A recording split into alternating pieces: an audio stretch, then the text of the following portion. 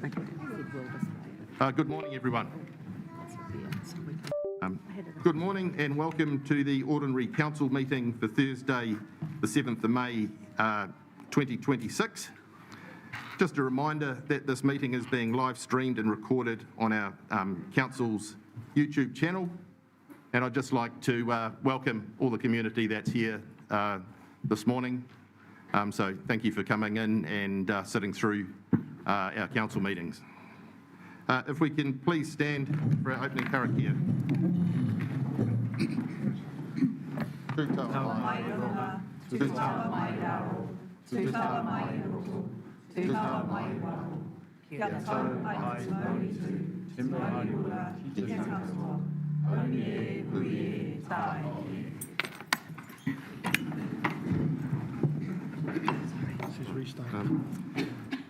We have no apologies this morning, but Councillor Raihania will be joining the meeting online. Are there any conflicts of interest to declare by the elected members this morning? Nothing, that's good. There's no presentations or public forums, no announcements by myself. Any announcements by management? None. Right. Confirmation of minutes.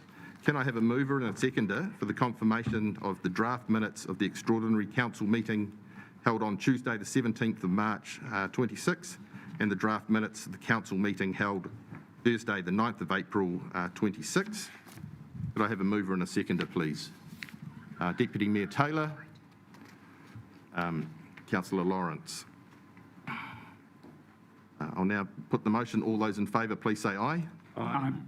Against? Carried. Are there any minor matters not on the agenda for discussion today? Nothing? Good. Right, we'll move straight to agenda item 1, the Waka Hub project delivery approach, and it's on page 5 of the agenda. And the presenters today are Georgina and Talia. Oh, and we've got Rachel and Mark with us as well. And just noting that we've got Purapiti and TK from the Atarangi Educational Trust with us here today. Right, to you. Morena, Your Worship, elected members. This paper seeks Council's direction on the funding and delivery of the land-based components of the proposed Waka Hub in the Inner Harbour. The Waka Hub has been developed as a Council co-design initiative in partnership with Aotearangi Educational Trust and is proposed as a facility which Aotearangi Trust will deliver education programs for schools and communities focused on Aotearoa's traditional voyaging history. The hub will provide a permanent fit-for-purpose space for Te Matua Maui, the twin-hulled Wakaharua, while also creating a shared facility for schools, community groups and visitors. A core principle of the hub is universal accessibility, ensuring disabled users can access the building, the jetty, education spaces and surrounding open space safely and independently. Beyond these trust-led functions, the hub itself is not intended to be a standalone or single-purpose facility, but function more as a water hub, an inclusive and accessible place that enables a broader range of educational, community and water-based activities, supporting waka, water-based learning and harbour activation as part of the wider Inner Harbour precinct. The hub provides the opportunity to bring together a range of water-based activities on one shared location, activating a currently underutilised reserve while delivering spatial and operational efficiencies and maximising the use of limited Inner Harbour space for community benefit. Importantly, this project should be seen in the context of everything that is happening across the Inner Harbour. The Waka Hub helps activate currently underutilised reserve land, strengthens connections between water-based users and contributes to a more vibrant, legible Inner Harbour. In doing so, it creates a new northern gateway to Ahuriri and Napier with the potential to attract national and international interest, noting that the Waka Hub will be the first of its kind in Aotearoa. To date, the Better Off Fund has funded all professional services, consultation and due diligence associated with the Waka Hub, which means there has been no cost to the ratepayer other than council officers' time. And the Better Off Fund is also funding the construction of the water-based elements which are currently underway in the inner harbour at present. The current quantity surveyor project estimate calculates the total project cost of the land-based elements for the Waka Hub at $3.38 million based on 2026 construction rates, which is deliverable within the current allocated budget of $3.42 million set aside for the Waka Hub in the 2024-27 LTP. Aotearangi Trust has also secured an additional $336,000 in external funding for land-based components. However, this funding is contingent on funding of 1/3 of the total project cost already being secured. Following the council workshop on the 21st of April, elected members provided guidance to narrow down the options for council's decision today. This is reflected in the resolution before you, where option 1 has been removed from consideration and the decision today focused on options 2 or 3. The decision sought today relates only to the funding and delivery approach for the land-based works. Any future lease arrangements or agreements associated with the Waka Hub will be reported to council separately. So to summarise the resolution in front of council today, it is that council receive this report, acknowledge the accompanying summary of previous council decisions, confirm council direction provided at council workshop 21st of April this year to remove option 1 from consideration and to approve one of the following options available to council.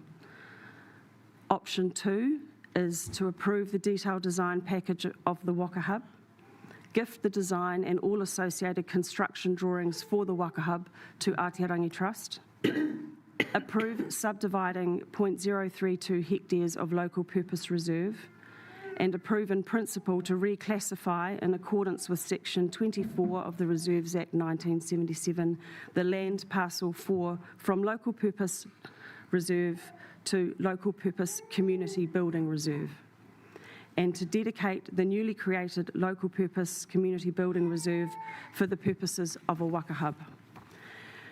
And lastly, to resolve to co-fund the Waka Hub up to the value of $1.1 million.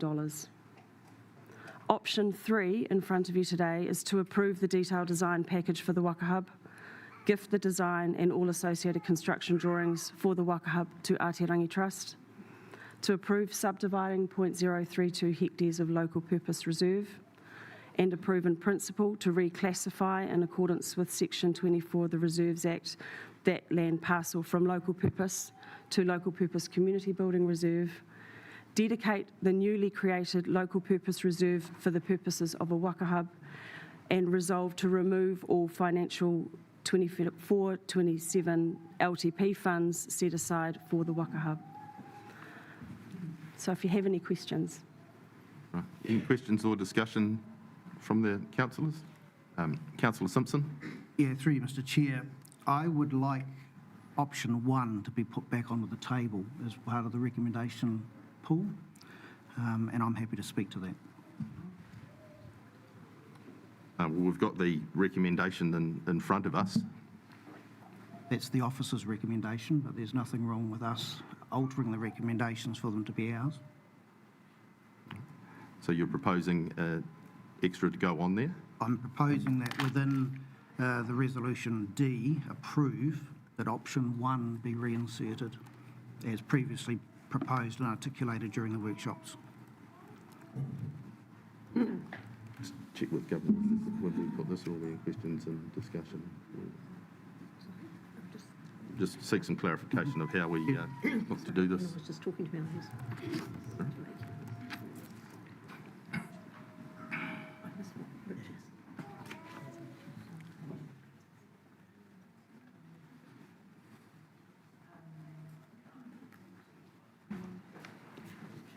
Yeah,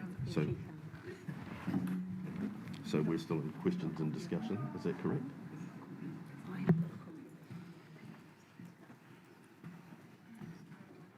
We'll see if that goes through. Can I just confirm that we're still in questions and discussion, or do we put this on first? You're in Questions and discussion? questions at the moment and discussion. Yeah, and then we'd have to put this, and then it would be amended? Okay, yeah. Yeah, right. Just confirming that we're in question and discussion time. That amendment we will have to put one of the amendments ahead first before it's amended, or one of the recommendations. Right. So, Okay. Oh, yeah. yeah. So any questions from the team? Councillor Price?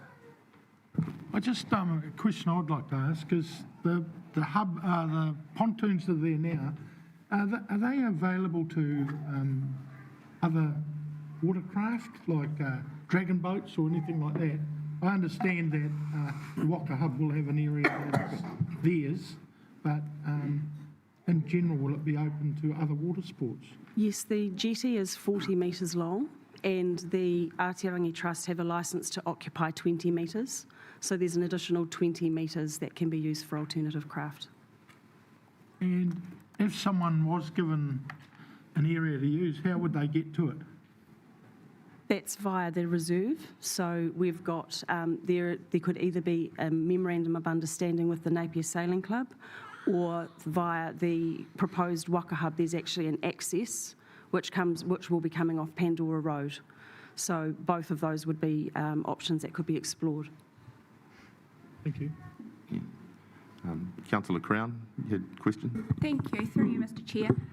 Just wondering, understanding that we have to proceed with the recommendations as they are, but I wanted to understand Councillor Simpson's rationale for wanting to reintroduce that option. Excuse me, through the chair, I've just had some feedback from behind me that it's quite hard to hear, and I know our tech has tried to push it up as far as it can go, so if we could really speak closely to our microphones. Thank you. Right. Councillor Simpson, would you like to explain? Yeah, so the reasoning? effectively, I've foreshadowed the fact that I want to alter our recommendations.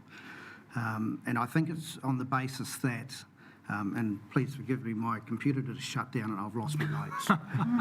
It's only 2 minutes. They have a habit of doing that. Yeah. I believe we didn't properly examine precedents and examples where council operate as the landlord of activities that are conducted by other people, and those organisations pay council a lease for the use of council buildings. I think there are opportunities that are understated in the Martin Jenkins report around the economic benefits of ensuring that the cultural hub proceeds, but I believe there's broader and wider economic benefits through supporting the establishment of the building that we then own and control. We then control the amenity value and the aesthetics of that facility. If the tenant exits, then we're in a position where we can then control re-tenanting the building rather than having a vacant building that we don't own on public reserve. Are there any more questions or discussion? Councillor Morley. Through the chair. Right, I'm putting on my project management hat here. Is it normal practice? It's normal practice in projects to have checks and balances on funding, and I'm just wondering what kind of conditions to minimise risk to council are going to be placed on the funding. So I'm just preempting some ideas here, probably a sunset clause. Or staggering payments to meet the project stage gates or toll gates, how we go about returning unused funds, just some general conditions on the funding. Yeah, good question, thank you. So with if the council chooses to go with option 2, then we'd be asking for some direction from the council about what you would like to see in a funding agreement. And definitely, I've got Mark Goodson here from Willis Legal who can speak to what funding agreements could and should look like in terms of conditions around funding and consequences if those conditions aren't met. And if we did get that direction from you, then we could go away and work that through with Ātirangi Trust, and then we could bring that back to the table. But yes, there are, in terms of a funding agreement, you can put what you want in it, in a way. Yes, sunset clause would be a good thing to consider. A program of works, and some the funding being maybe tied to the detailed design. There is different gateways that you can put in. There's different mechanisms that can go into a funding agreement. But I'll just ask Mark if he's got anything to add to that. Oh, no, basically that you can put what both parties agree to, you can put that into the funding agreement, and importantly, you would tie it to the design. The agreement would be that you would be funding, the amount that you agree to in accordance with this particular building being built. Sunset clause, definitely, so that it doesn't go for forever. But most importantly, it means that if the building that's built in accordance with the design ticks all the boxes for the conditions, it does mean that the trust can say that it has secured that funding, which I believe is important for other external funding for them. So yes, that's how you would control that through that funding agreement. And supplementary. The ratepayers already funded $350,000 on staff cost and some of their design. The design is quite advanced at the moment. Is there any variance allowed on that detailed design at all? So the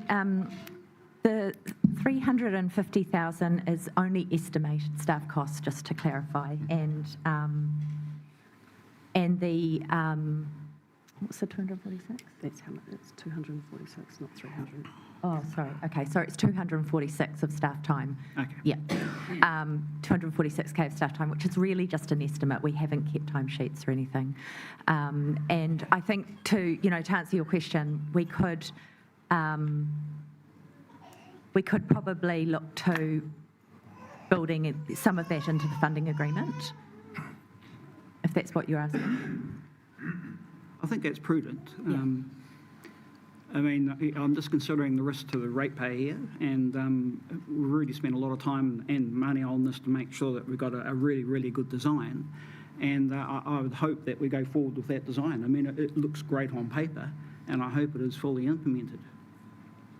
Yeah, the design, all of the costs for the design were through the Better Off Fund. Yeah, it's only staff time that is ratepayer funded. Okay. Thanks, guys. Yeah.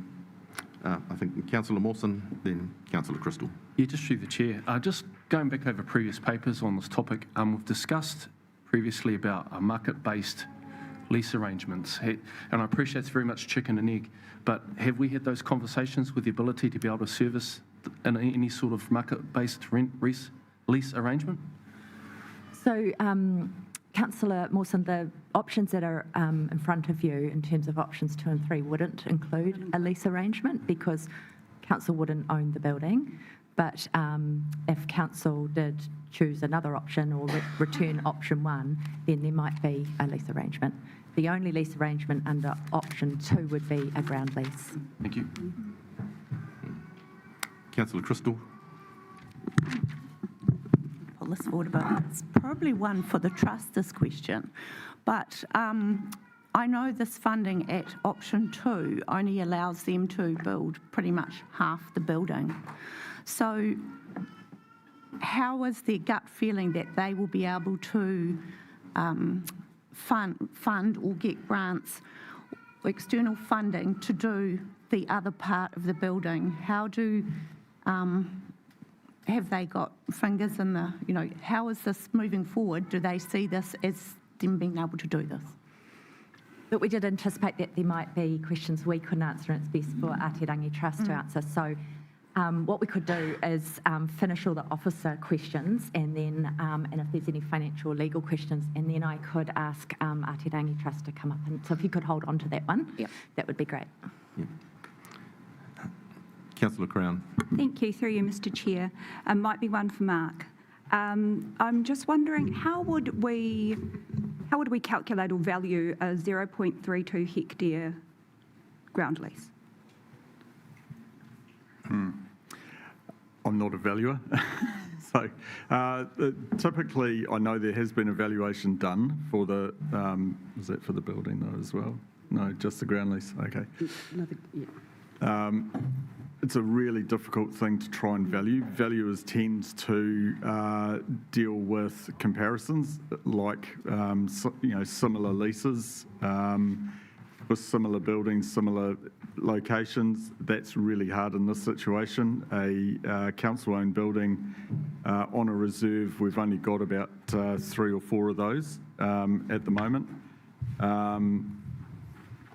I do understand that our currently, the Napier Sailing Club, that's valued at $10,000 per annum for the land area that has, although that is up for renewal.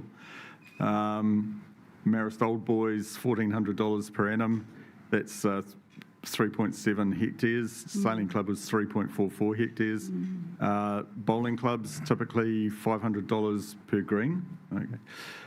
And the surf life saving clubs and coast guards, don't know what the amount is there, but they get a 60% discount for their leases. So quite often with reserve leases, there is a valuation given for the based on the land rateable value, and then there's a community services discount from there. Is how a lot of our reserve leases are dealt with. I can't think of a reserve lease, to be honest, that is just straight market value without any sort of community service discount being applied to it. Thank you. It's helpful. Any further questions or discussions? Right, I'll just check on our process here. So, I might just, through the Mayor, bring up Ātirangi Trust. Sounds and good. Councillor Crystal's got questions.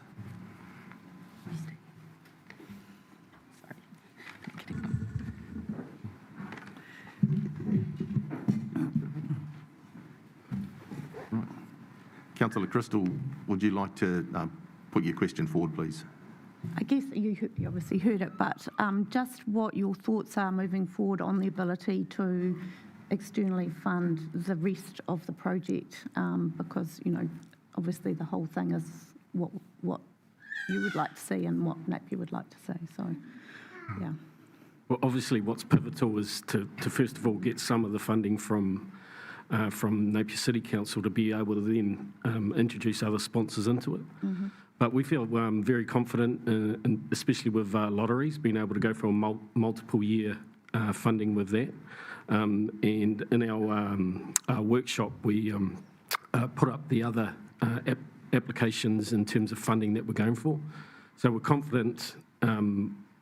It's not just the confidence. I mean, we're just fully emotionally, totally invested in making this work. So that more than anything, we'll make sure that we that we reach this in a harbour hub.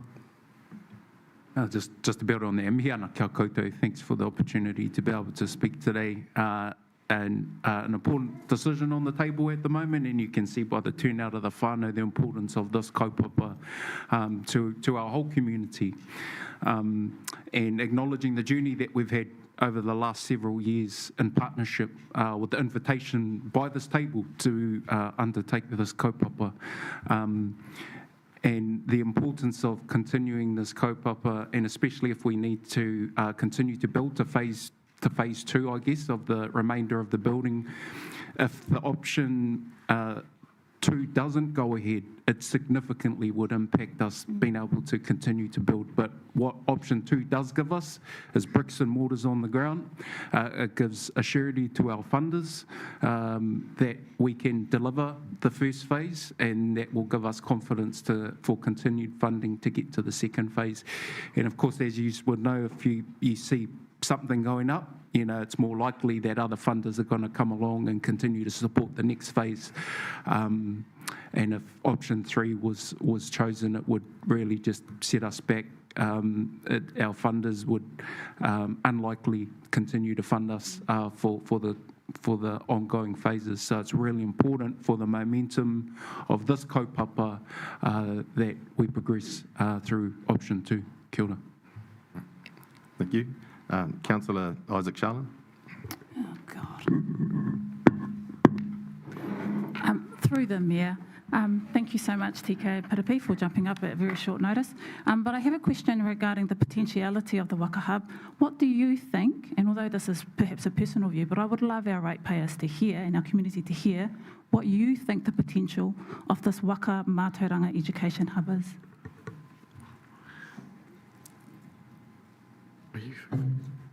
Well, through the last several years, this has been a partnership approach alongside yourselves with council staff, our mana whenua and the wider community. So we've been able to design a community gateway.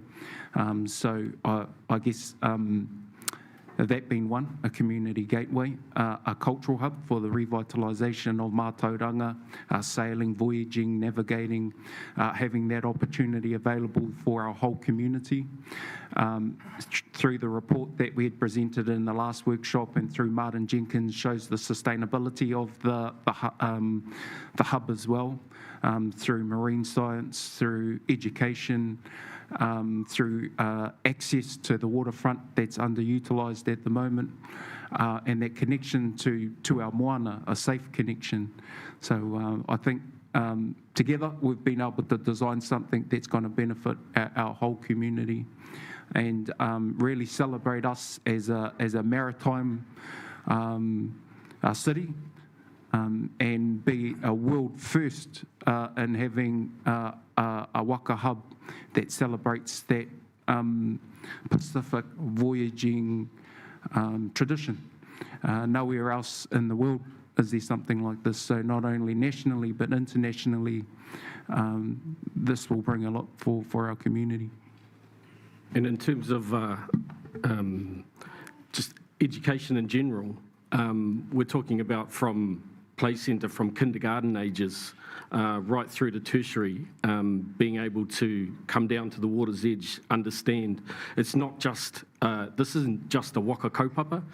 We're there to educate about anything to do with water and education, so anything to do with the marine environment, with freshwater, all throughout ages, throughout the education system. But then also we're wanting to be able to do that for the general public. We see this as a place where families are going to come down to and be educated. Kia ora. Councillor Simpson and Councillor Price. Through you, Mr Chair. The options on the table, and option 1 that currently isn't on the table. Option 3 is a no-go. It means that everything stops. Option 2 gives you a toilet block and a utility shed, but it doesn't give you an enclosed environment to conduct your educational activities. In your business plan, if you have to proceed on that lines, how long will it take you to establish the funds to build what is the remaining $2.2 million worth of a building that provides you a surety that you can actually offer your services to the groups that are seeking your educational services in a sheltered environment that enables you to operate successfully? Because cancelling because of weather is a risk to your reputation and a risk to the viability of your activity. So what is your business plan if option 2 is the option that is accepted by council? How much different would that be if council brought back onto the table option 1, funded the building and then leased it to you? What difference will that make to the success and viability of what is a unique cultural experience in our community?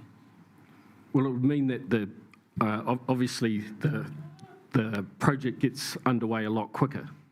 So right from the start, if we did go back to option 1, then we'd have a fully operational for tourists, for education. But under the option 2, we are still going to be able to operate in terms of the education space. It'd be a bit tight, but I've already looked into that.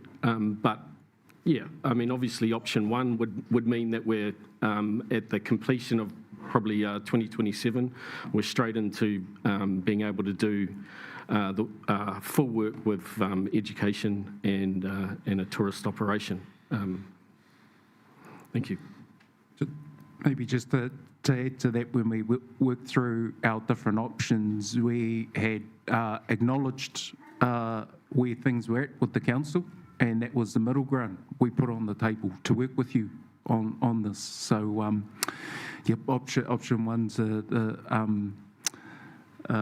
good outcome, but we worked with you to find somewhere in the middle, acknowledging the challenging times, what would work, hopefully, for both of us. So, I think, Councillor Price. Just, I just want to put the question to you guys, to what I put at the start. Do you see any problems with other groups using the pontoons? No, we see this as an all-inclusive space, as long as they have the same values as us, then we see this as a place that can be shared. And so we're not just talking about the pontoon, we're talking about the whare as well. So we see this as an all-inclusive space. It's not just, for a little club or anything like that. Okay, thank you. Through the Mayor. Now, we've had our wonderful ops team give us a guesstimate or an amount of how much their time has gone into supporting this kaupapa. Have you got a guesstimate yourselves in terms of the volunteer work, how much potentially that would have cost in terms of hours or money? No exact cost, but this journey's been going for several years now, and Piripi and I's time commitment to turning up to hui, which we've had many alongside mana whenua and alongside other whānau that have attended the hui. So we don't have an exact number, but we know we've worked together for several years, that we've done it for the aroha of the kaupapa, and same with a number of mana whenua who've sat around the table, who have collectively been a part of this journey and putting the vision together and the design. So I think the amount of people that weren't getting paid in the room kind of matched the amount of people that were. And can I just add, the only reason I've asked that question is because I don't think we've adequately taken into account the voluntary hours that have already been spent towards this kaupapa. So when we think about finance, we also need to remember that a whole community has come behind this kaupapa and spent many hours voluntarily to help build the success that we're also looking for in the council. Councillor Crown. Thank you. Through you, Mr. Chair. I was reflecting on the workshop that you came in, the presentation that you delivered to us, and it's pretty bold right there on the front page, but it says Ahuriri in a Harbour Hub rather than Waka Hub.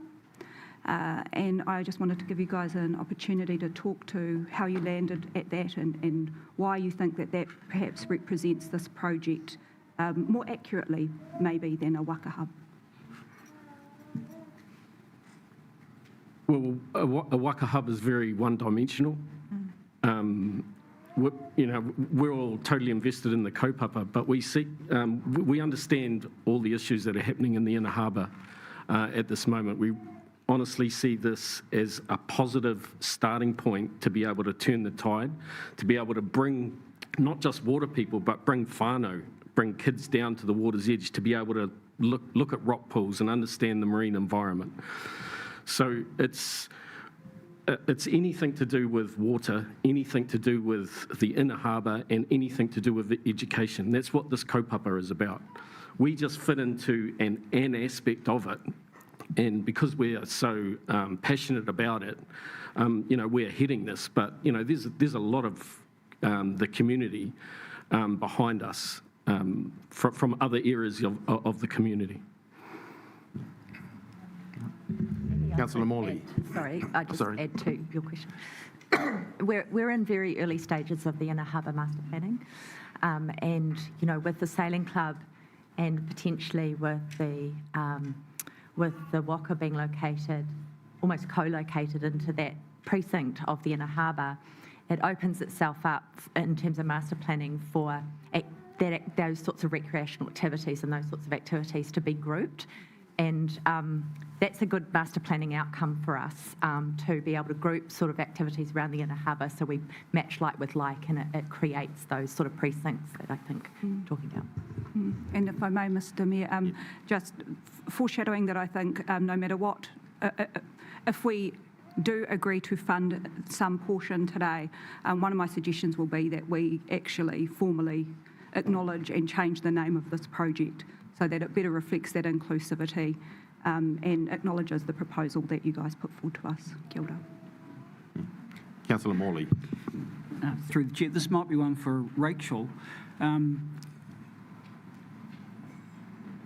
The funding, is this exclusively limited to Napier City Council, or can some other entity with the financial ability provide this funding? Look, I can only speak to council's funding. I think Ātirangi Trust have spoken to what they've been seeking in terms of other funding, but council itself is not looking elsewhere for funding. This is through council funding. That's the only role that I have here. Have I answered your question? I don't know if I have. Must the funding come from council? Can it come from somewhere else? Do you mean like lotteries, or do you mean private funders? Private funders. Yeah, so that is work that Ātirangi Trust are doing to try and attract that funding. Absolutely. Thanks. Right. Any further questions or discussion? No? Right.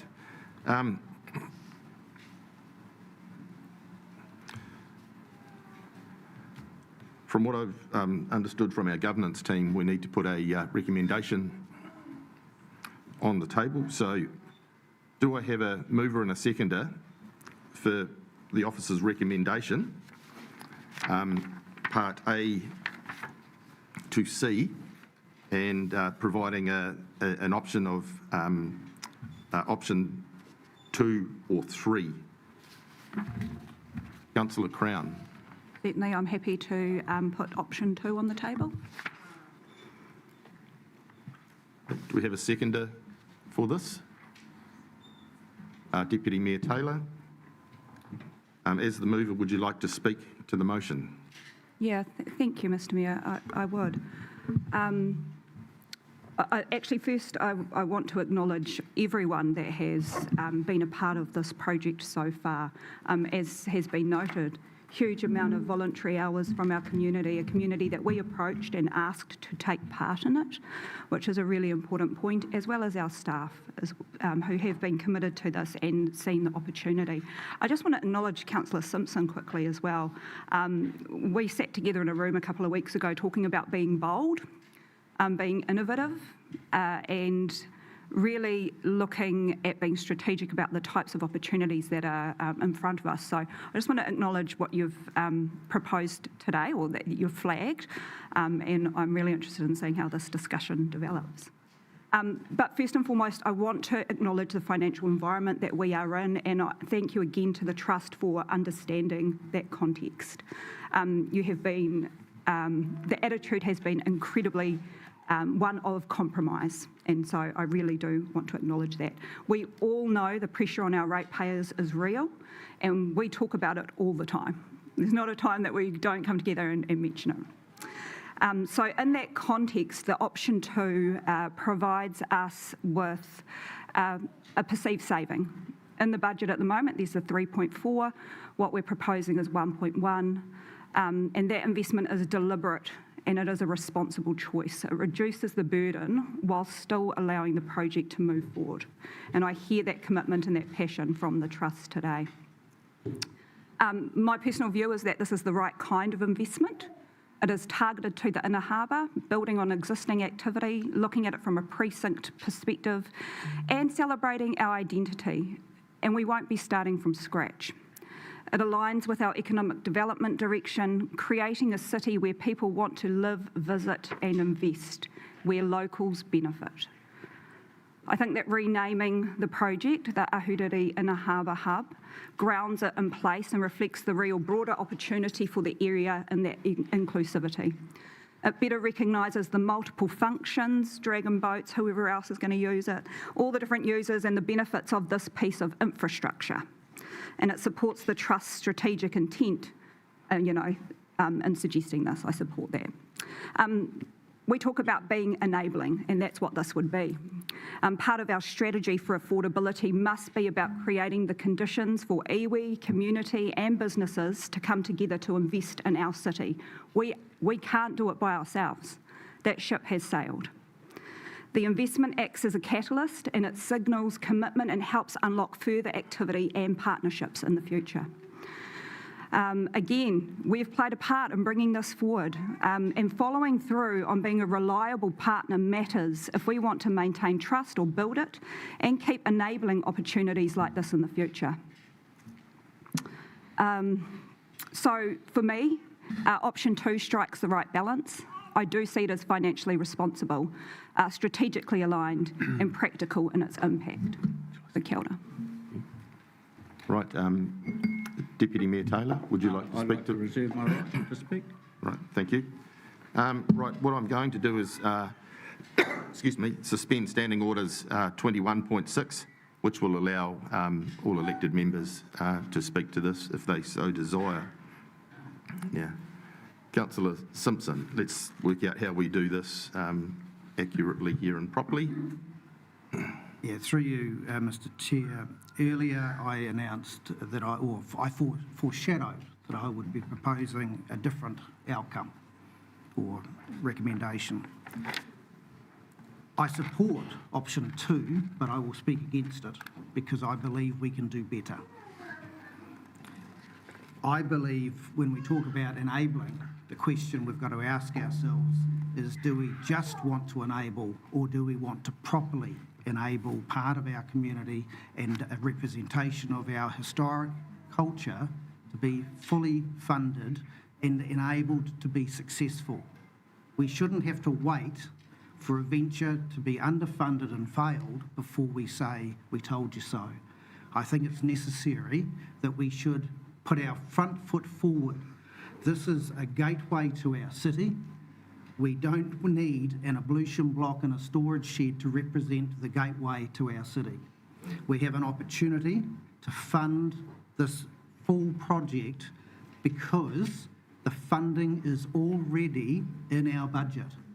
If we approve option 2, we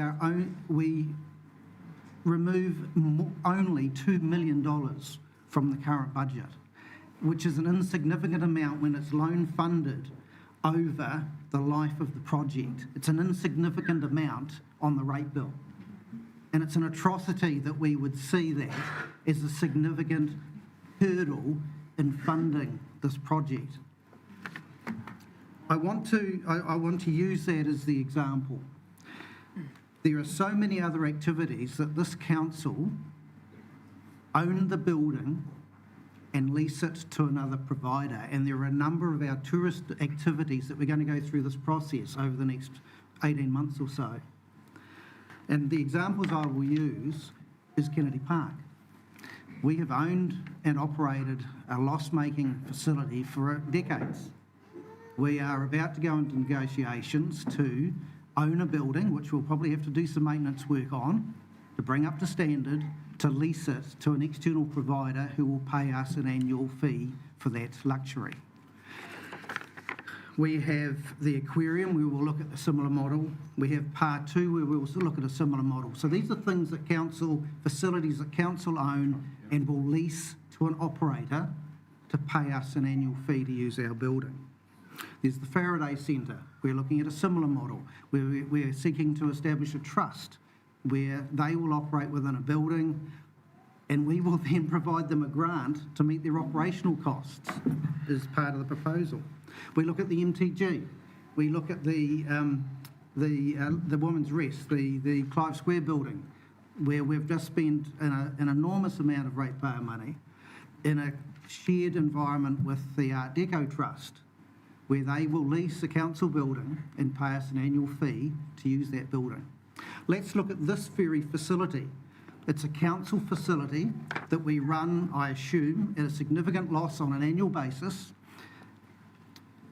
to provide rugby and cricket and the occasional concert where Tom Jones throws knickers into the audience. What we're talking about is apples with apples, and I believe what we need to be looking at when we look at the Ahuriri Hub, we need to be saying, are we treating this project equally? With equity is how we have treated other activities that this council is involved in the past. The uniqueness of the offering is understated in the Martin Jenkins report. This cultural experience is something that no other port city in New Zealand can offer due to its proximity and due to the uniqueness of both the Waka and the fact that we have the only city where we have the navigators based with the Waka. This city not only has the Waka, it has the, and I always get this wrong, and sorry, as I say, I'm working from notes rather than prepared stuff. Aotea Ringi, is that how we say it? The sundial and the navigation compass in Waitangi. We have Otatra Pa, which in the 1500s was the largest civilization in the Southern Hemisphere. These are all parts of our cultural history that, if connected together, become a story that no other city can tell. And what we have to rationalise is whether we want to inhibit the creation of a cultural narrative for our city, or whether we want to enable it fully to flourish, to send a bus to every cruise ship, and there are 130,000 cruise ship passengers that come to our port every year. Between 70 and 90 vessels a year come to our port. If a cultural bus picked those people up from the boat, we have a unique opportunity to market, or our trust here, our leaseors, have a unique opportunity to offer to cruise ship passengers an opportunity that can't be offered in any other city in this country. Why would we try and stymie that by saying, we're not going to build you a building within which you can operate in all weathers, we'll simply part fund a toilet in a utility shed? Is that fair, and is that equitable when we compare that with how we run other tourism operations in the city? And I think we're doing an injustice to both our city and the economy and the tourism sector if we go with option 2. I see option 2 as a viable backup, but that's why I speak against option 2, because I don't think that we have looked fairly and equitably at how we are making this offering. And what we've got to also consider is, how good is our word? The word of our organisation. We approached the trust. We asked them to put time and effort into it. We put up the model and said, look, we could build a building, we could put we haven't even had to pay for the marina, that the berth that the Waka will be moored to. It's a small element cost that we're talking to. And as I say, the difference between option 1 and option 2, as we workshop them, is insignificant. It won't even be noticed. If we took option 1 off the table and only went with option 2, the ratepayers wouldn't even see that in their bill, let alone appreciate it. And yet what we're doing is we're cancelling out, I suggest, the true opportunity of having in our city a true cultural experience that is unique to not only the city, but the country. And therefore I speak against option 2. I propose, or foreshadow, the reinsertion of option 1 as the option that this council should accept and vote on. More than that I can't say, because I've lost my notes. Right, don't think you need them. Right. Any more speakers for or against? Councillor Lawrence. Councillor Simpson, I wholeheartedly agree with all of the points about the benefit of what this facility and activating this is going to be on our community. However, the whole country is under financial, constraint.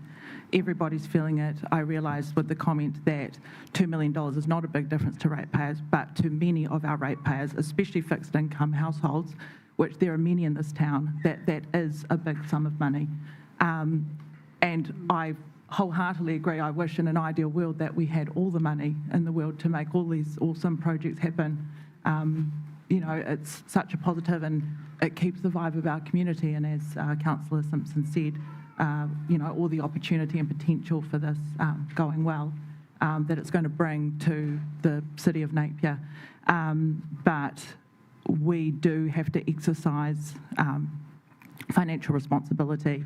And already as a council, we are facing tough decisions with how we're going to do that and find balances. And I thank you guys for finding a middle ground and doing that work and, to try and make, this happen. Thank you. So I am in support of option 2. Any more? Councillor Mawson. Yeah, I'd just like to speak in favour of option 2. I think this is a really aspirational project. I think that as I echo what Councillor Crown has mentioned with all the savings, so to speak. I just wanted to make a point on option 1, and I note the things that Councillor Simpson said. The issue I have is that what wasn't mentioned is council is actually trying to get out of all these, and the question that should be asked is, would we do it all over again? As opposed to saying we have all these facilities that we're then leasing out. So that's my only comment about option 1. Thank you. Councillor Price. I'm going to speak in favour of option 2, and I appreciate Councillor Simpson's concern, but I probably use the model of the Pirates Rugby Club. That's the most recent one where we've paid for toilets and changing rooms and they've paid for the bulk of the club rooms. Also, I'm on the Inner Harbour Committee, and my feeling is we want people to invest in how we fix our issue down there. And this isn't an investment by outside council. So I'd like to think that we leave the door open and don't set a precedent on that. Groups that want to do things in the Inner Harbour will invest money into the Inner Harbour. So that's my argument on that. Thank you. Yeah. Councillor Brownlee. I'd just like to say,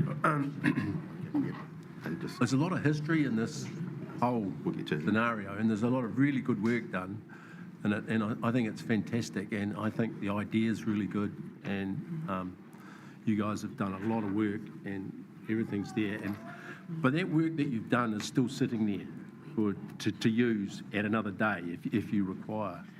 So what I'm thinking is this is a nice to have at this particular point in time, and with that, we need to have some more fiscal responsibility within this council.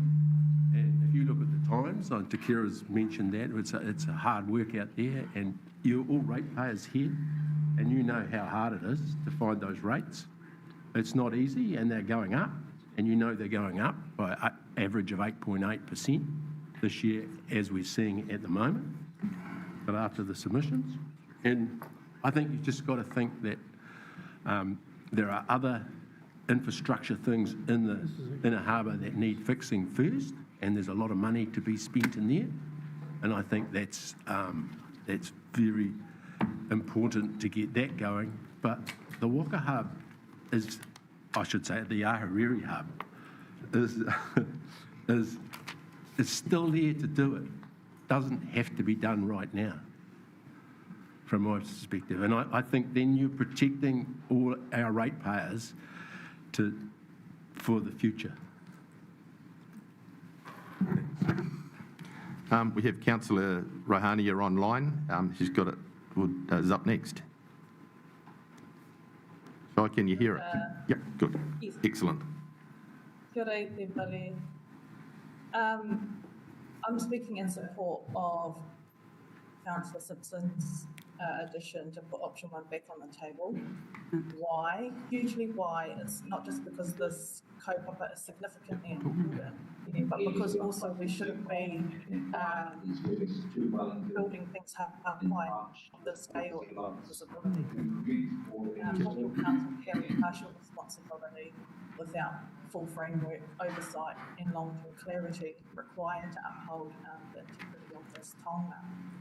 I just wanted to touch on a couple of points that have been mentioned about prudence, which also is meaning and acknowledging the reality of the commitments already made, the significant design and planning already undertaken, the partnerships formed on this journey, the external confidence built around this project and the cost implications of reversing or fragmenting direction this far into the process. Good counsel that we don't only invest in pipes and core infrastructure, and we wouldn't half build those things. This taonga is exactly the type of initiative that creates the wider value beyond the physical asset itself, and we need to invest in these intergenerational kaupapa of benefit. And in my view, this kaupapa sits within that space. Because if we're going to invest in something of this significance or here in our city, then we need to do it properly. Okay, thank you, Shai. Councillor Raihania. Councillor Isaac Charlin. Kia ora anō kia tātou. Originally, I came in with different thoughts this morning, but after listening to Councillor Nigel, I actually am in support of option 1. I have a few reasons for that, but I'm just going to address a couple of things first. Is this a nice to have? Is it a nice to have? It has the potential to strengthen community identity and belonging. It supports intergenerational learning and leadership. It revitalises mātauranga Māori and waka traditions, but also, most importantly for me, enhances environmental stewardship and kaitiakitanga. I don't think that those things are nice to have. I want to remind us that we're in a climate crisis, and people, all of us, myself included, have still not really identified, really, truly, the mana of the wai, all our wai, not just freshwater, but also our moana, how they are interrelated. We still are working towards what that means for us individually. But if we are still working towards what that means to us individually, how will we ever collectively ensure that our wai Māori, so our freshwater, our wai moana, so our water from the seas, how all of those things impact us or influence us as human beings every day in and out? We know that water makes up 97% of the human body. Sorry, just chuck that in. Because it's true. But also because we need to, 93%, sorry. No, that's incorrect. Well, we'll figure that out after, sorry. Councillor Mawson is talking in my ear, but really all I'm stressing is the importance of water to all of us. And why I want to go back to option 1 is because that education arm sitting in option 1 ensures that that happens faster, but also that as a community we start to grow our own awareness, greater awareness and understanding about the mana of wai and how do we, so the strength, the power, the value of water, but particularly the mauri, returning the mauri of our wai to ensure that our future generations are healthy and have well-being. That for me is why I'm supporting option 1. Point of order, Yeah, sorry, point- Mr Mayor, sorry. Yep. We can't have people speaking in support of option 1 when option 1 is not the option that we are Yep. discussing at the Okay, moment. so So just a procedural thing. Yeah, I'm taking that as they're actually speaking against option 2. Thank you, that's great clarification. Great clarification. Yeah. Councillor Crystal. Thank you, through the Mayor. I'm speaking in support of option 2. We are in a really hard environment at the moment, but I see this as a way that the Ahuriri in the harbour can move forward. I've always believed this project, if we help it along the way, will draw external funding. It's one of the things that can in our city that has the potential to be supported by external funding from all around the country, I believe. And I think that this project is one that we can do that with. And why I support helping it on its way, because if we step back in time, why did our ancestors settle in Ahuriri Napier? It was for all it offered by being close to the sea, for kaimoana, for food and a natural harbour. It certainly wasn't for the amount of land there was to build on or play sport on. The earthquake gave us that. And how did our ancestors get here? They came from on Waka, or in my case, on sailing ships. They didn't have Google Maps. They had the star navigation. It was a big part of how many of our ancestors got here. And I see this marine Ahuriri Inner Harbour Hub as more than just a facility. It's a powerful expression of who we are as a coastal city. And our new vision that we are looking at in a paper following this is our vision is shaping a vibrant, resilient and distinctive coastal Napier. So it speaks to all of that. So that's the reason, I think. Socially, culturally and economically, it's a true asset helping build a city that is proud, connected and looking ahead. Yeah. And it's going to be great for our kids in educational space. And just put out there, I have a son who's a marine biologist coming back to New Zealand at the end of the year. Could be quite a good asset in this space. Yeah. Not necessarily a conflict of interest. Right.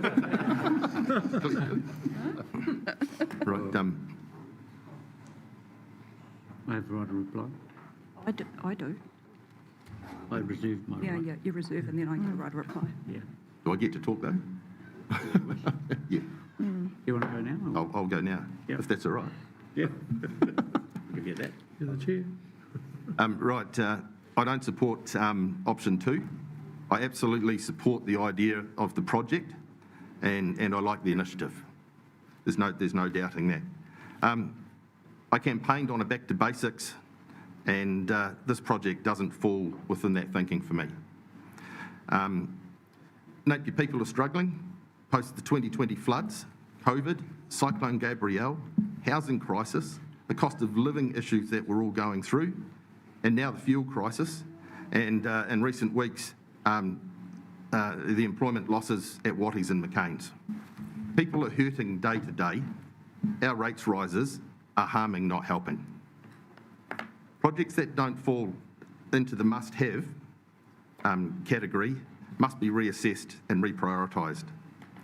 I believe we should be concentrating on current assets that need replacing, that no longer comply or are fit for purpose. The Inner Harbour's a great example. In fact, it's all the current infrastructure we have there is currently all fenced off. Our animal control facilities, which are borderline compliant if we are lucky. We don't have a standalone civil defence operating centre. So I speak against the money side of it today. Absolutely fully support the project, and would fully support assisting you to get outside money with letters of recommendation from this council. I'd be more than happy to do that. Councillor Taylor. Sorry, Deputy Mayor Taylor. Oh, that's all right. Through you, Your Worship, I want to speak in support of option 2. However, if it gets defeated, I'm not going to speak against option 1 at all. So, Councillor Simpson's kōrero this morning came as a bit of a surprise, putting that back on the table. But I was happy to second option 2 for 2 main reasons.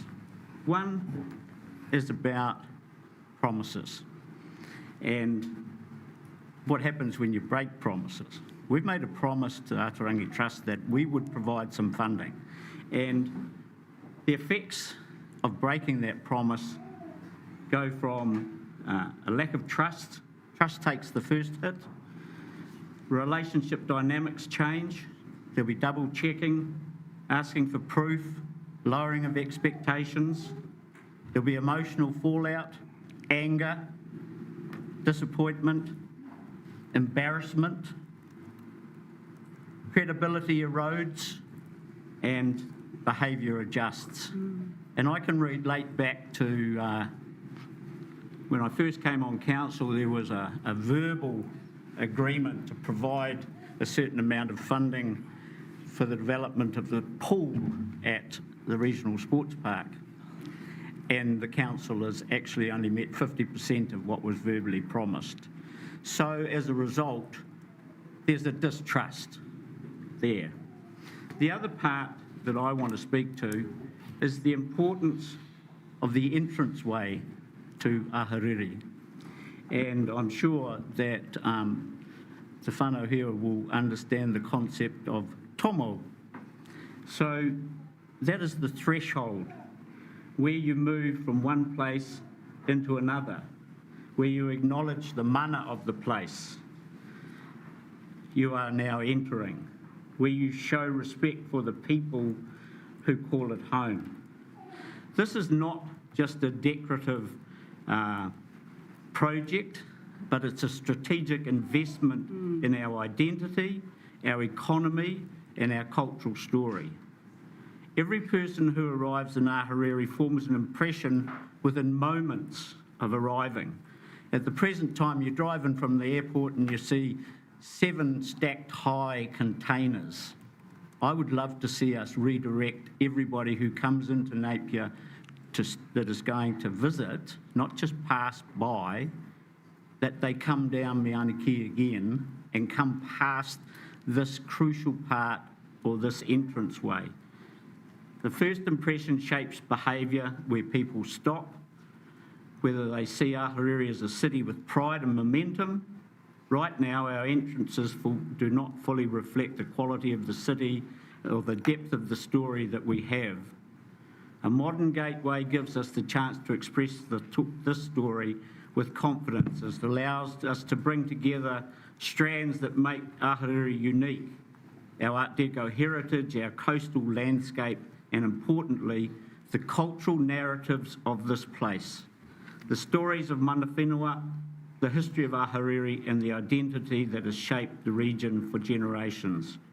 Incorporating cultural design is not symbolic, it is meaningful, it acknowledges the whakapapa of this land, and it strengthens our sense of place, ensures that everyone who arrives here understands that Ahuriri is not just a destination, it is a community with deep roots and a living cultural identity. And I think this project gives us the opportunity to create an entranceway to Ahuriri that we all can be proud of. And therefore, I support this project fully. Thank you. Councillor Crown, right of reply. Thank you, Mr Mayor. Everyone's done an amazing job, actually. Whether you're supportive of option 2 or not, I think that the complexity of the considerations that we have all been traversed really well, but I would like to take advantage of the fact that I get to say something else. And that is, with option 2, please don't forget that the Ahuriri Inner Harbour Hub will still be delivered. So option 1 and option 2, we get the same outcome. That is so our residents can build their understanding of kaitiakitanga, that there is the education programs delivered, that the mauri of our coast is considered and revived, and that our visitors, including those 130k off those cruise ships, have something to visit there. Option 2 means that this isn't a $3.3 million proposal anymore, and therefore Council has already materially reduced the ratepayer burden while still preserving the opportunity. So I don't see this as simply a nice-to-have project. This is a targeted investment in an existing strategic precinct that Council itself has identified through multiple planning processes over a number of years, including the Inner Harbour and Ahuriri planning work. It addresses a genuine operational issue for Te Matawa Māori, including secure mooring and the protection of the waka, whilst also creating broader economic, cultural and community benefits. It supports education, tourism, events, marine activity and activation of the inner harbour. Those are tangible outcomes, not abstract aspirations. It is also an enabling investment rather than council taking on full ownership and delivery responsibility. We are helping unlock wider community and partner-led outcomes with a more modest contribution. And I'd like to think that when we drive back into this city in the future from the north, that we can look to that hub on the side there and see our identity, our partnership reflected, feel pride in it and think, man, this is awesome. This is an awesome welcome to Ahuriri Napier.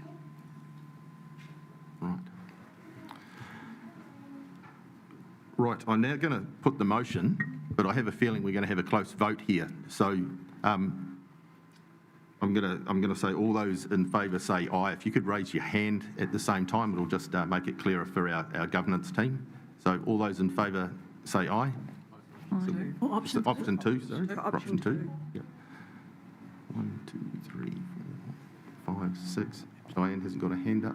Okay, and all those against, you can just raise a hand. 1, 2, 3, 4.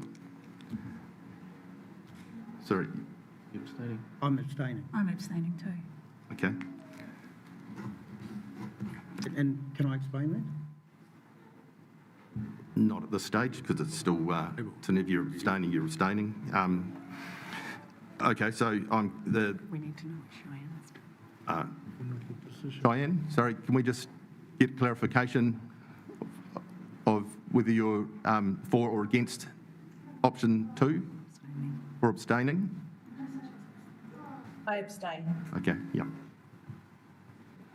So that has the numbers for option 2 to be carried. So it's been carried, option 2. Yeah.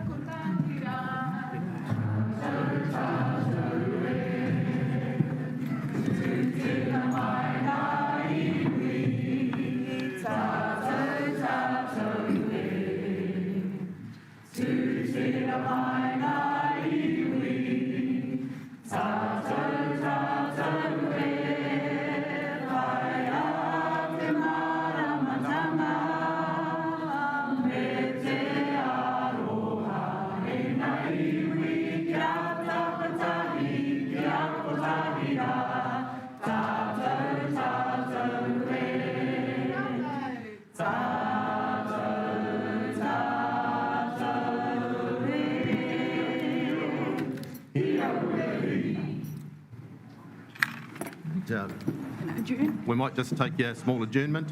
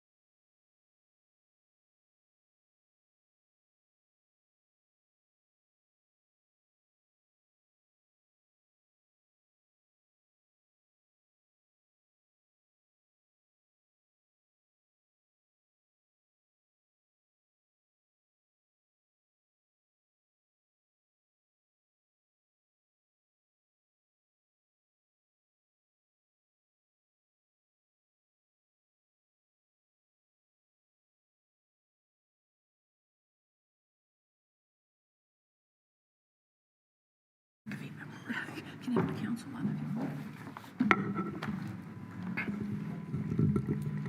Are you ready, Roger? Right. Rebecca. Righty-ho, let's reopen our meeting, and we will go straight to agenda item 2, and that is grant of easement to Unison Networks Limited, underground power lines, Park Island, on page 21. And the presenters we have today are Thunis and Therese. Mr. Chair, please allow me just to introduce Therese Barber. She's our principal parks planner. So she started with us 5 months ago, 4 months ago. And yeah, so this is her first report. So be kind. Be kind. Right. Thank you. This is a procedural enactment of prior decisions of council. So the 2013-2017 master plans for the Park Island Sports Grounds identified undergrounding of these lines.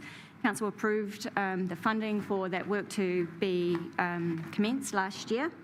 And this is the process to grant the easement, which gives effect to those prior decisions. Under the Reserves Act, there's the usual requirement for public consultation for such things. However, because this is for the betterment of the purpose of the reserve, with no adverse effects on public use going forward, then it does not need to be publicly notified, and therefore those resolutions to grant the easement can be put forward as is today. Right. Any questions or discussion from elected members? Better move. Is that a question? Councillor Simpson? Yeah, through you, Mr. Chair. Is this retrospective? In other words, haven't they already started the undergrounding? Yes.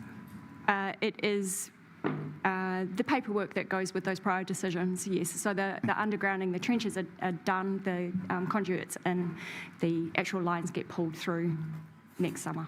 That's right. Yeah, sorry, my question was simply to clarify this wasn't something else. Yep. Yep. Right, any more questions or discussion? Councillor Brownlee. Oh, just a question. When it goes through that Park Island area, through playing fields and that, if you want to do more development or have playing, like football fields, can you still do that with the easement being in place? Yes, that is taking into account.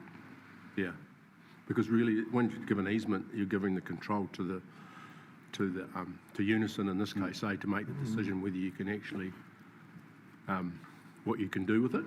Is that by my understanding?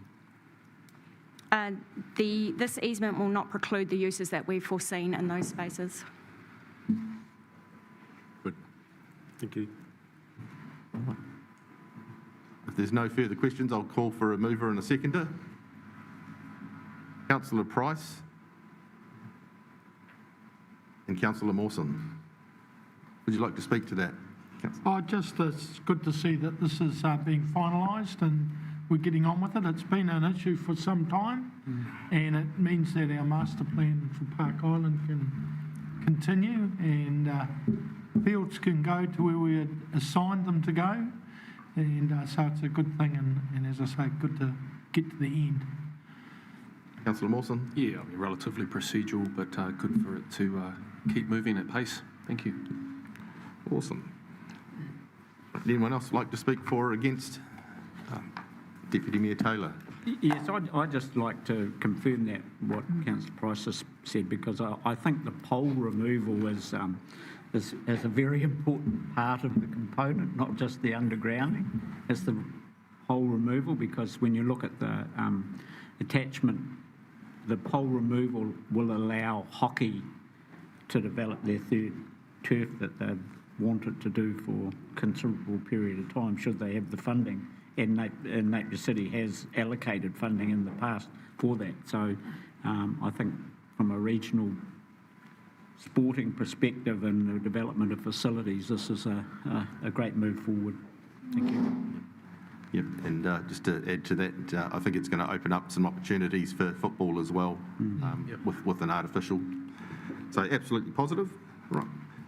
Right, I'll now put the motion. All those in favour, please say aye. Aye. Against? So you didn't get a right to reply there. In the lines on the polls. Thank you, team. Yes. Hopefully not too daunting. First up. No, you're very kind. Here comes the shady team.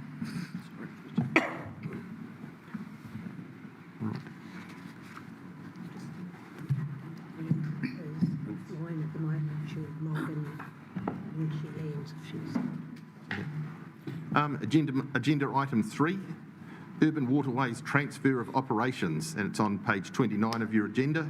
And we have Stephen and John here today, and they're going to work us through it. We are indeed. Kia ora koutou. So yes, we're here to talk about transfer of operations and maintenance of the Napier urban waterways, and then ask for a pathway forward for the ownership transfer. So yes, we're looking for approval of the transfer of the management of the Hawke's Bay Regional Council assets within the Napier urban area to Napier City Council, and endorse the action plan for the transfer of ownership from Napier Urban Waterways from Hawke's Bay Regional Council to Napier City Council. Because the transfer of the significant assets is high for our significance and engagement policy, it will require public consultation. So we have many issues with the current setup, but there are funding challenges with different councils having different levels of funding. We have misaligned levels of service. There are multiple points of accountability, and that creates competing priorities.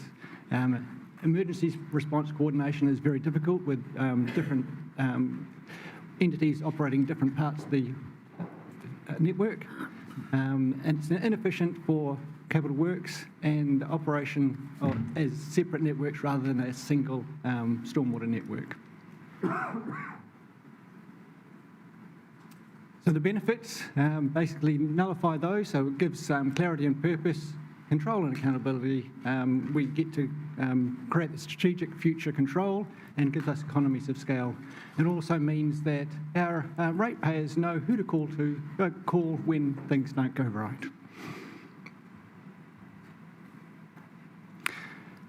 So from now, John and John Kingsford-Smith have been doing a lot of work developing the single asset management plan for all the stormwater assets.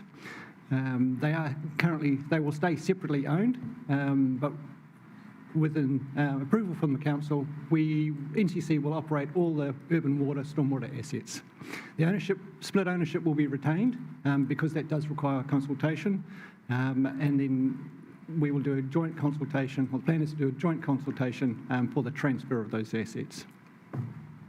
And the plan is from 1 July 2027 that the assets will transfer into Napier City Council and into the water services entity on that date. And that will be based on the geographic split as outlined in the Morrison Lowe business case. Right, any questions or discussion, specifically questions? Councillor Brownlee, then Councillor Price, and then some sort of... Yeah. Probably wasn't at the other meeting the other day, but can you tell me about Bayview and Eastdale, and I presume Variety as well, didn't seem to be on the map of drains and stuff around there. Can you please fill us in on what's happening there? So there are a few issues in Bayview. So we will take ownership of the Bayview catchment, but the Eastdale catchment will remain with Hawke's Bay Regional Council because they operate that catchment, and taking the drains that are actually in Bayview out of that catchment actually goes against what we're trying to do, which is consolidate so people know exactly who to call. But the Bayview side we will operate and maintain. So the map up there does actually show Napier City Council's own asset at the moment. HBRC doesn't own any assets within Bayview. Yeah. So where there's a culvert that goes under the hill between Onehunga Road and Hill Road. Yeah. It seems to be nothing, no work's been done there hardly whatsoever. So have they been arguing over who has the rights to running that drain? Or Yes. who owns it? Yes. Yeah. That one is quite complex. It actually sits within the Ahuriri estuary, upper estuary. But what our proposal is, following the workshop yesterday, we've actually added a supplementary paper with all that information in it, which basically says we'll take ownership we'll operate and maintain that upper section down to the Onehunga pump station, which you can see on the slide. Thank you, that's So great. that will resolve the concerns of Bayview. Thanks, Steve. Councillor Price. I think that my questions have been answered with Roger Brownlee's questions. We were concerned about the tunnel. Yes. And that's been worked on. Yeah. But thank you. Hold fire, Councillor Simpson. We've got Russell. Sorry, thank you, Your Worship. Just to clarify, just through the top estuary bit there, you can see on the screen, we were only looking at maintaining a channel pathway through that. You can see the estuary outlined in the blue is quite wider than the waterway itself. So we're not looking to manage the estuary or the land area. It's just making sure the channel has water capable of flowing through it, because if we can't maintain that, the tunnel doesn't work and the other side of the hill won't drain away appropriately. So, yep. Sorry, thank you. Councillor Simpson. Yeah, through you, Mr Mayor. Just for the benefit of the councillors that weren't at the workshop yesterday, you've mentioned it several times, community consultation. Can you just explain the process for the community consultation and the rationale as to why it would be joint as opposed to singularly?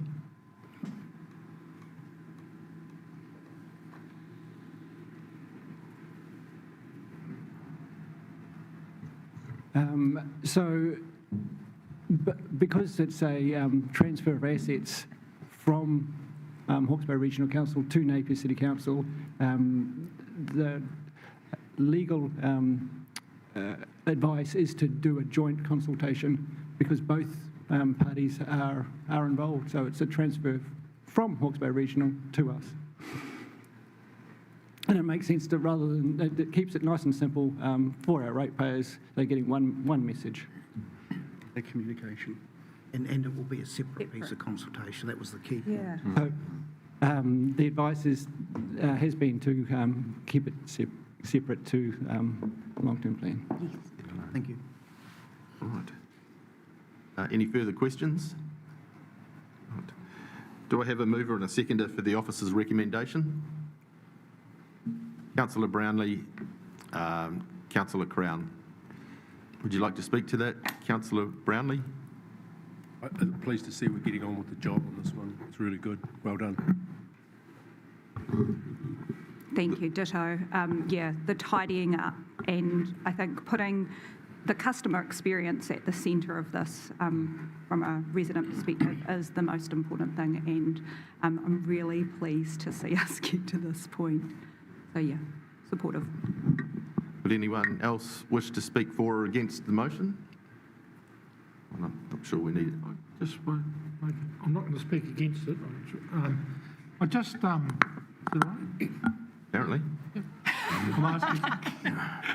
Well, it's not a statement, is it? Or No, I just want to comment on the motion. Go on, then. On saying what a great thing it is. It's a prime example of having one key holder. Where you have two key holders, things don't get locked. And it's been an issue, and Councillor Brownlee's lucky to walk into this having happened, because prior I would get taken for rides with people in Bayview and they'd say, why hasn't that drain been fixed and why isn't that one? And you'd say, well, I think that might be regional council, it might be city council.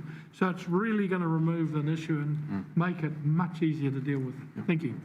he may also claim that it's happened under his watch. Would you like a right of reply, Councillor? Pass. Right, anyone else wish to speak for or against? All right, I'll now put the motion. All those in favour, please say aye. Aye. Against? Carried. Thank you for your support. Thank you. Just about the train. Water everywhere now. Water services.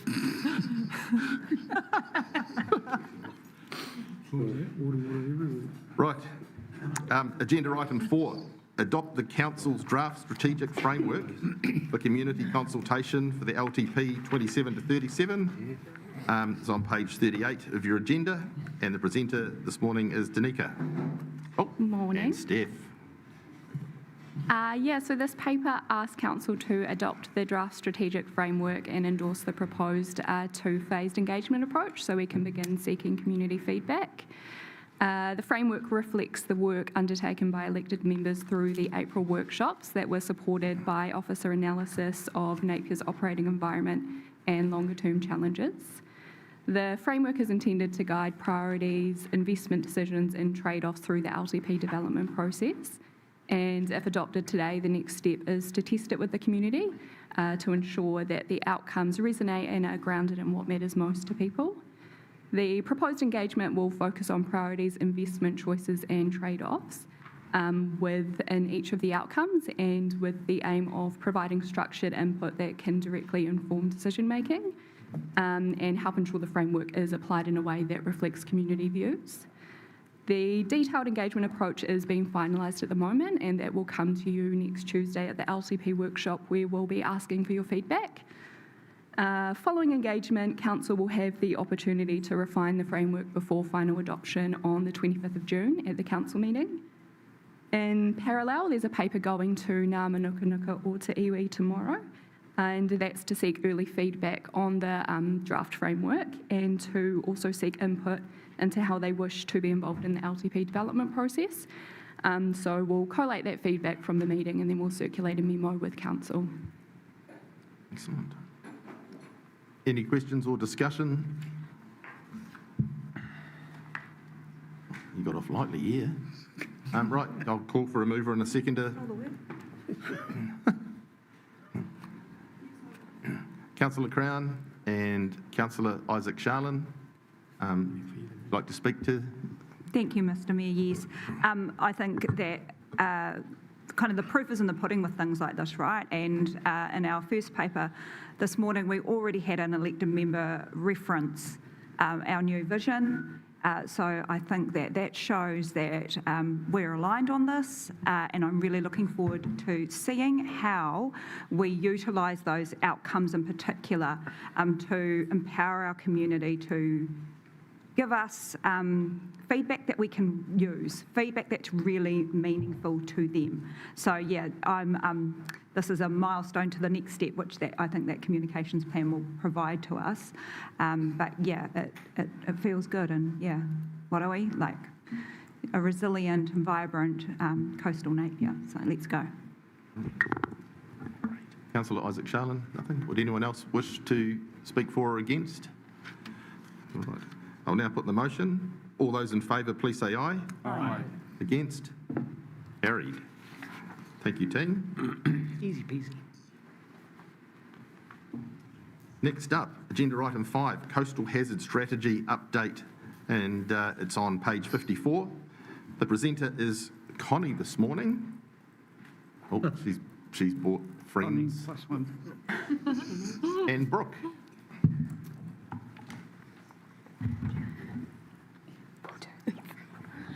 Are you having to clean up after the water team over there?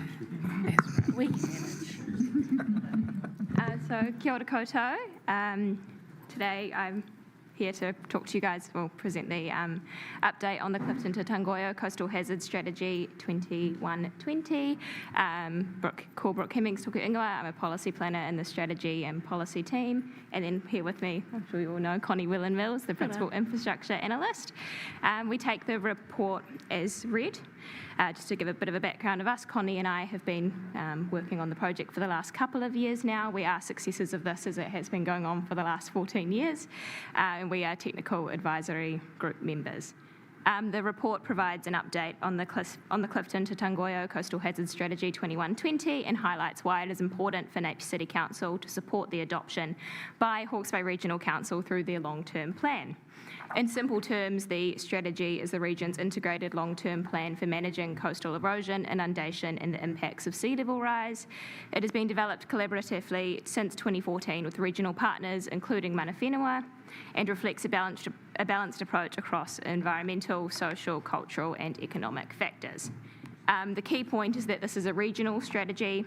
It proposes a coordinated approach to managing risks and including staged interventions over time, ranging from protection to adaptation.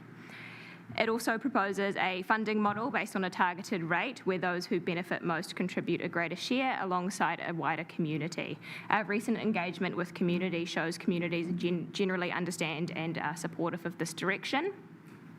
From NCC's perspective, the main issue today is advocating for Hawke's Bay Regional Council to adopt the strategy. If it is adopted, it gives us a clear regional plan and direction, a coordinated and fair funding approach, greater certainty for our communities that are facing coastal risk and protection of infrastructure such as the port and main highways. If it's not adopted, there are real risks for Napier. We remain largely reactive in our response to coastal hazards. We lack a long-term funding model and there's potential expectation on council to step in without clear mandate or resources and increased reputational risk if communities feel that they are unprotected or unsupported. Ultimately, supporting the adoption is about reducing the long-term risk and improving preparedness and ensuring a fair and coordinated regional response to coastal hazards and climate change. Since putting in this report, the community has met and has presented their advice documents to HBRC, and post this, we're happy to circulate that around, their presentations. We've also prepared some talking points as well for you guys. Sorry. Yeah, no, so the real ask from you today is to advocate for the success of the strategy through HBRC, wherever you get the chance. We see it in the news quite a bit at the moment. There's a lot of talking points, and honestly, it's a really positive thing for our Napier community for it to be a coordinated approach through regional council. So to help you, if you want to engage in those talking points, we'll circulate them after this meeting. We just wanted to put it through the comms team to make sure we got the tone right and everything. So it'll come via email later today.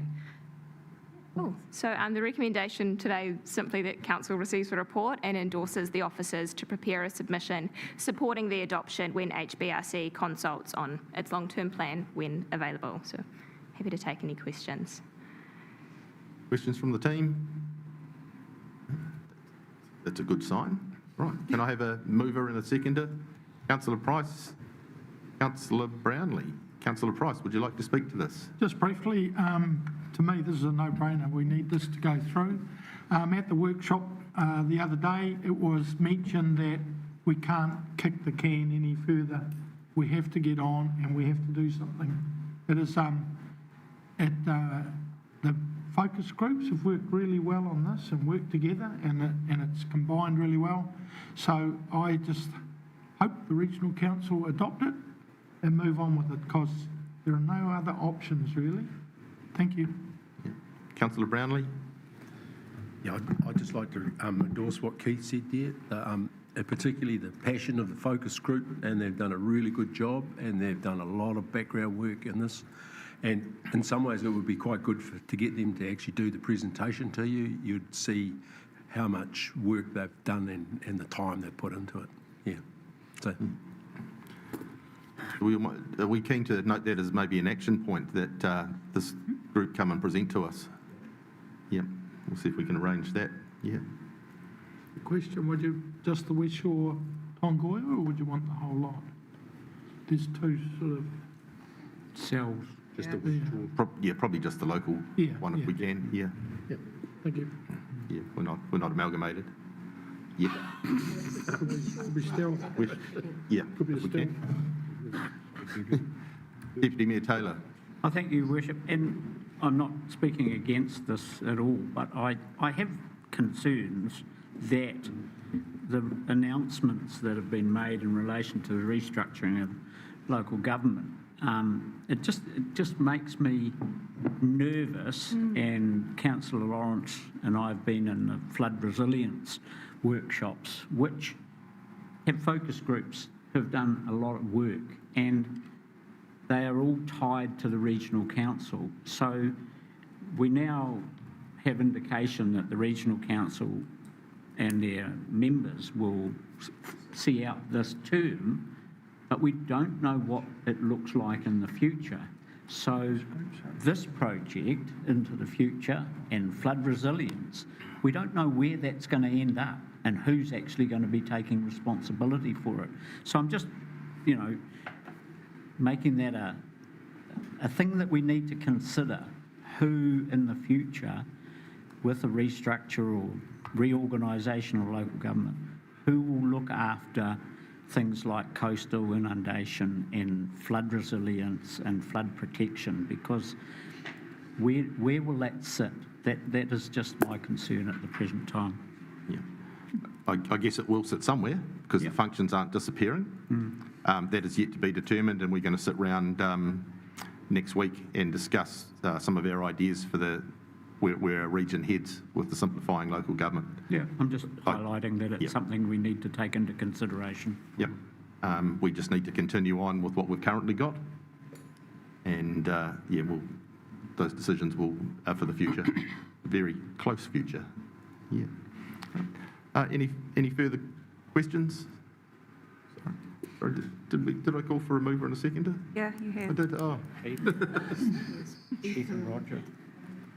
Right. Anyone else wish to speak? Right. I'll put the motion. All those in favour, please say aye. Aye. Against? Carried. Thank you very much. Thank you. I have to sleep here now. Right. Agenda item 6, action register as of the 20th of April 2026. And the presenter this morning is Anna from our governance team. Sorry, just bear if there's a minute, we're still cleaning up after the water team. Bit of electricity, you'll be right. Trying to put a meter on it. Thank you. Through the Mayor, this is our usual report on the action register. Just one thing to note is Action 16 for officers to provide data from our citizenship ceremonies to our Ngā Mā Nuka Nuka o Te Iwi committee has been completed. Excellent. Any questions or discussion on this? No. Do I have a mover and a seconder? Councillor Mawson and Councillor Isaac Sharlin. Do you wish to speak to this? No, just to thank you, Anna, for that. Councillor Isaac Sharlin. Anyone else wish to speak for or against? No. I'll now put the motion. All those in favour, please say aye. Aye. Against? Carried. Anna, you're still with us for agenda item 7, official information requests. Thank you, Your Worship. Through the Mayor, again, this is the standard report to show what sort of information requests have come in from the community. We've had a lot of media requests over the last wee while, and it's been quite a busy space with 36 requests coming in through March and 27 through April, which is a lot more than we normally receive. Happy to take any questions. Any questions? No. Can I have a mover and a seconder, please? Councillor Crystal, Deputy Mayor Taylor, do you wish to speak to the recommendations? No, just one thing. I don't know if all councillors know this, but you can actually go on our hub and you can actually read the results of the Lagoimas. Interesting read sometimes. Just a little heads up. Thanks. Anyone else? Anyone else wish to speak? No? Right. I'll now put the motion. All those in favour, please say aye. Aye. Against? Carried. Agenda item 8, proposed amendment to the 2026 schedule of meetings is on page 68, and Anna is with us again. Thank you. Through the Mayor, just to note, adding to the recommendation, our People, Arts and Community panel is being moved from the 20th of October, from the 15th of October to the 20th of October due to a clash. Happy to take questions. No questions? Do I have a mover and a seconder? Councillor Mawson? Councillor Price? You wish to speak to this? No, just thanks again. I mean, I'd hate to be involved with rosters or anything like that, so this is, I'm sure, quite a big project. Thank you. Councillor Price? I'm happy, thanks. Right, anyone else? No, I'll now put the motion. All those in favour, please say aye. Aye. Against? Carried. Right, there are no minor matters on the agenda. We will now move into public excluded section of our meeting. And we have a recommendation here, and it's with regards to the action register. Do I have a mover and a seconder to take us into there? Councillor Crown, Councillor Mawson, do you wish to speak to this? Does anyone else wish to speak to this? No. I will now put the motion. All those in favour, please say aye. Aye. Against? Carried. The meeting will now adjourn briefly while we prepare to go into our public